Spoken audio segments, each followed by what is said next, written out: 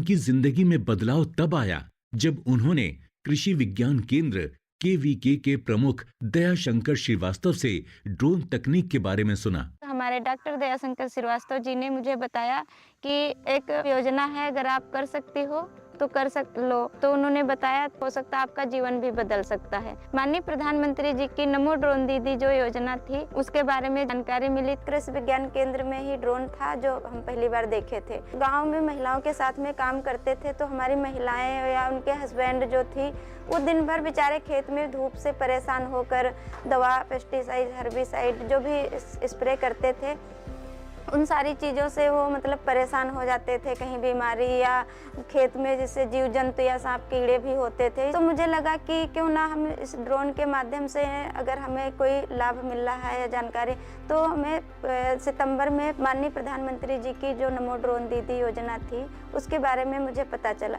सुनीता ने हिम्मत दिखाई और इस नए क्षेत्र में कदम रखने का निर्णय लिया। शायद किस्मत ने उन्हें कुछ बड़ा करने का मौका देने का फैसला कर लिया था। एक हफ्ते के बाद में हमारा इंटरव्यू हुआ।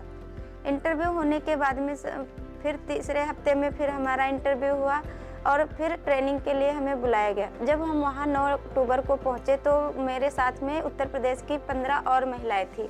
5 भैया लोग भी थे जो हमारी टीम पूरी 20 लोगों की थी। पहले दिन तो मतलब थोड़ा डर जैसा मुझे लगा और मुझे ये लग रहा था कि इनके आगे मुझे कुछ आता जाता नहीं। लेकिन जब 2 दिन रुके तो मुझे लगा कि जब ये लोग कर सकते हैं तो हम क्यों नहीं कर सकते। जो भी क्वेश्चन थे वो सब इंग्लिश टू इंग्लिश में आते वहाँ थे।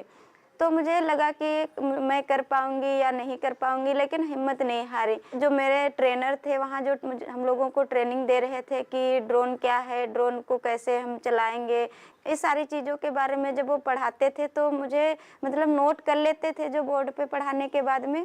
फिर हम रात में आते थे, कुछ तो अपने मोबाइल से हिंदी ट्रांसलेट करके उसको याद करते थे और उसके बाद में जो मेरे साथ में जो दोनों लड़कियां थी वो मतलब मुझे बता देती थी।